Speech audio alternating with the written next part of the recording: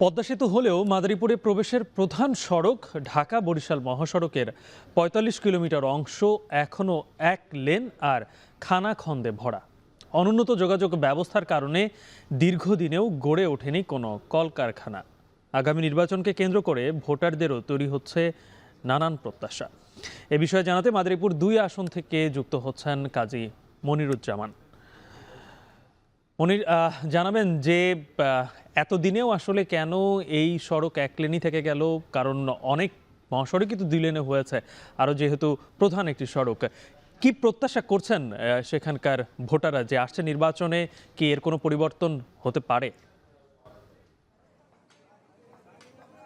Amrapali fruit syrup, real magic in every drop.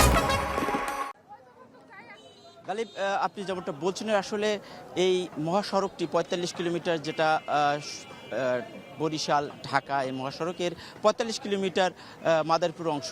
দীর্ঘদিনের যে রাজনৈতিক অস্থিরতা, এই অস্থিরতার কারণেই কিন্তু এই অঞ্চলের এই যোগাযোগ ব্যবস্থাটি সেভাবে গড়ে ওঠেনি, যার কারণে এই অঞ্চলে যে কলকারখানা বা উন্নয়ন সেটা কিন্তু স্থবির হয়ে রয়েছে।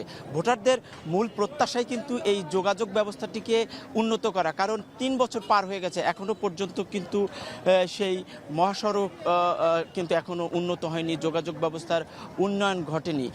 পাশাপাশি কিন্তু এখানকার মানুষের যে ভোটারের যে প্রত্যাশা, তার প্রথম হচ্ছে এখানে একটি পাবলিক বিশ্ববিদ্যালয়, একটি মেডিকেল কলেজ, এগুলো স্থাপন করা কিন্তু এখন বড় প্রত্যাশা। এবং আমরা লক্ষ্য করছি যে যেই এখানকার প্রার্থীরা বিভিন্ন সামাজিক অনুষ্ঠানে যাচ্ছেন, সেখানে গিয়ে তারা প্রতিশ্রুতিও এরকমই দিচ্ছেন। এখানে কলকারখানার পাশাপাশি তারা পাবলিক বিশ্ববিদ্যালয় এবং মেডিকেল কলেজ দেওয়ারও প্রতিশ্রুতি দিচ্ছেন। আমরা লক্ষ্য করেছি যে এই ২ আসনে কিন্তু একটি আর হাওলাদার জুট মিল ছিল, সেটি কিন্তু এখন অচল।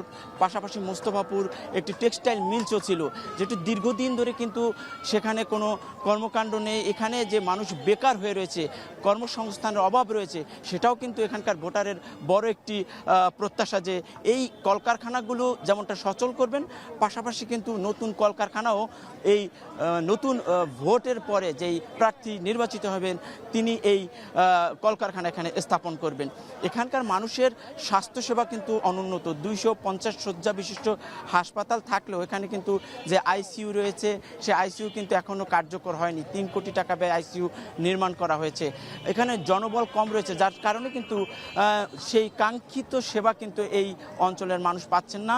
পুরোপুরি জনবল দিয়ে এবং আইসিইউকে কার্যকর করে এখানকার স্বাস্থ্য ব্যবস্থাকে আরও উন্নত করবে, এমনটা এই অঞ্চলের অর্থাৎ ২-এর ভোটারদের কিন্তু বড় ধরনের প্রত্যাশা। আমরা লক্ষ্য করেছি যে এই ২ আসনটি মূলত রাজৌরের ১১টি ইউনিয়ন এবং এই সদরের 10টি ইউনিয়ন, মোট ২১টি ইউনিয়ন নিয়ে গঠিত এবং ২টি পৌরসভা রয়েছে। এখানে ৪,৩৬,২৩২টি ভোটার রয়েছে এবং এর বিপরীতে বৈধভাবে কিন্তু প্রতিদ্বন্দ্বিতা করছেন ৮ জন প্রার্থী। এবং এসব প্রার্থী কিন্তু আমরা লক্ষ্য করছি যে তারা বিভিন্ন কর্মসূচিতে অংশগ্রহণ করছেন সামাজিক, এবং সেখানে তারা অনানুষ্ঠানিকভাবে কিন্তু বিভিন্ন ধরনের প্রত্যাশার কথা, তাদের ইশতেহারের কথা সেখানে জানাচ্ছেন।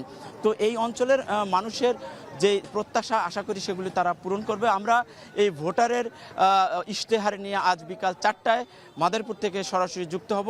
সবাইকে দেখার আমন্ত্রণ।